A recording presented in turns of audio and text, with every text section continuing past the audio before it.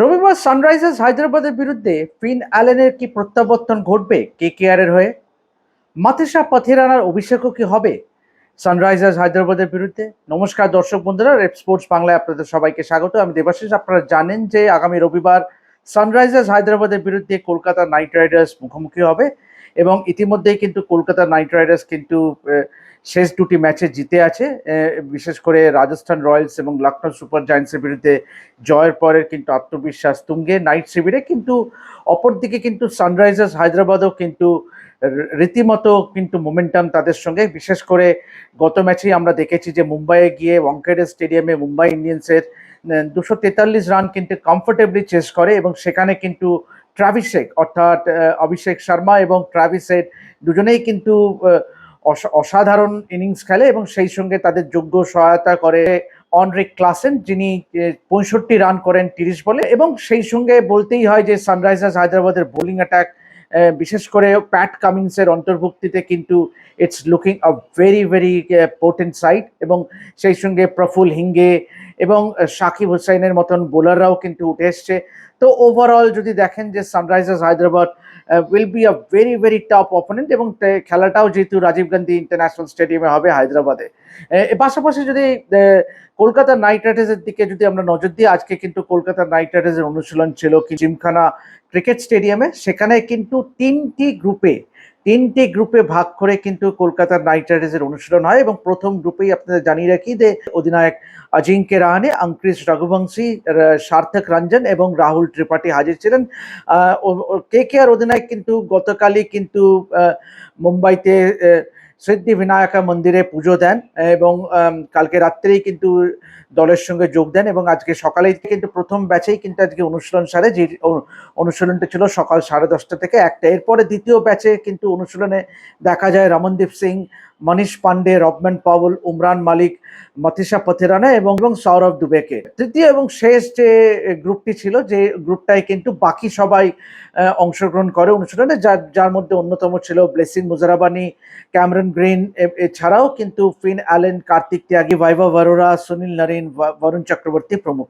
আগামীকাল অর্থাৎ শুক্রবার এবং শনিবার কিন্তু দুদিন কিন্তু তারা মূল স্টেডিয়াম অর্থাৎ রাজীব গান্ধী ইন্টারন্যাশনাল স্টেডিয়ামে অনুশীলন করবে।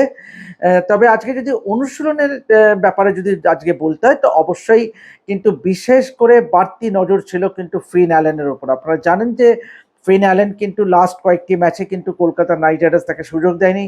তারই স্বদেশীয় টিম সাইফর্ডকে কিন্তু সুযোগ দেওয়া হয় এবং তিনি বলতে গেলে তিনি কিন্তু চরম ব্যর্থ এবং আগের ম্যাচেই কিন্তু 3 বলে 0 রান করে তিনি আউট হন। এবং ফিন অ্যালেন কিন্তু এই হায়দ্রাবাদের বিরুদ্ধে ইডেন গার্ডেন্সে যে ম্যাচটি হয়েছিল সেই ম্যাচটাই কিন্তু 28 রান করেন 7 বলে। যদিও কলকাতা নাইট রাইডার্স কিন্তু ঘরের মাঠে সানরাইজার্স হায়দ্রাবাদের বিরুদ্ধে ম্যাচটি হারতে হয় বাই 65 রানস এবং সেই ম্যাচটিতে কিন্তু সানরাইজার্স হায়দ্রাবাদ 226 রান তোলে 8 উইকেট হারিয়ে। জবাবে কলকাতা নাইট রাইডার্স কিন্তু 161 রানেই কিন্তু গুটিয়ে যায় 16 ওভারে। অবশ্যই ফিন অ্যালেন কিন্তু 28 করেছিল, যেটা বললাম, এবং সর্বোচ্চ রান করেছিলেন অঙ্কুশ রঘুবংশী 52 এবং রিঙ্কু সিং 35 রান 25 বলে। যদি রিঙ্কু নিয়ে বিশেষ করে বলতে হয়, আজকেও কিন্তু রিঙ্কু সিং কিন্তু দীর্ঘক্ষণ কিন্তু ব্যাটিং করেন এবং কেকেআর এর সহ অধিনায়ককে কিন্তু বেশ স্বাচ্ছন্দ্য দেখাচ্ছে। আজকেও কিন্তু দীর্ঘক্ষণ অভিষেক নায়ারের সঙ্গে কিন্তু তাকে কথা বলতে দেখা যায়। কয়েকটি জায়গা বাদ দিয়ে, যেমন আমি বললাম যে টিম সাইফার্ট দিয়ে যে এক্সপেরিমেন্ট করা হয়েছিল ওপেনিংয়ে পাঠিয়ে, সেটা কিন্তু চরম ব্যর্থ।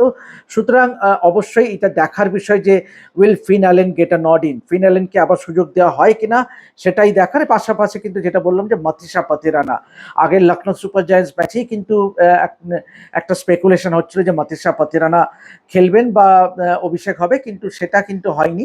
কিন্তু এবারে দেখার বিষয় আছে যে আলটিমেটলি ইভেনচুয়ালি কি মাতিসা পাথিরানার আগামী রবিবার সানরাইজার্স হায়দ্রাবাদের বিরুদ্ধে অভিষেক হবে। কেন আজকেও কিন্তু মাতিসা পাথিরানাকে কিন্তু ফুল টিল্ট বোলিং করতে দেখা যায়। আপনাদের হয়তো মনে থাকবে যে ব্লেসিং মুজারাবানি কিন্তু এই সানরাইজার্স হায়দ্রাবাদ ম্যাচেই কিন্তু অভিষেক ঘটেছিল ইডেন গার্ডেন্সে এবং যেখানে কিন্তু তিনি 4 উইকেট নিয়েছিলেন। সুতরাং অবশ্যই আগামী দুটি প্র্যাকটিস সেশনে আরো পরিষ্কার হবে যে কলকাতা নাইট রাইডার্সে কোনো পরিবর্তন হয় কিনা। অবশ্যই পরিবর্তন তো অবশ্যম্ভাবী, কিন্তু কারা ঢুকবেন, কারা প্রথম একাদশে ঢুকবেন সেটাই কিন্তু জানার জন্য অপেক্ষায় থাকবো আমরা। বিশেষ করে আগামী দুটি প্র্যাকটিস সেশন দেখেই কিন্তু আমরা বলতে পারবো। তো এখন এ পর্যন্তই, এভাবেই দেখতে থাকুন রেপ স্পোর্টস বাংলা এবং কেকেআর এর যাবতীয় আপডেট পেতে অবশ্যই চোখ রাখুন আমাদের এই চ্যানেলে। আমি দেবাশিস আপাতত সাইন অফ করছি। দেখতে থাকুন রেপ স্পোর্টস বাংলা, এবং যারা এখনো সাবস্ক্রাইব করেননি আমাদের চ্যানেলটি, দয়া করে প্লিজ সাবস্ক্রাইব করতে ভুলবেন না, এবং নোটিফিকেশন বেলটা প্লিজ ক্লিক করুন to get all the updates from our latest videos. So until then, দেখা হবে পরবর্তী ভিডিওতে।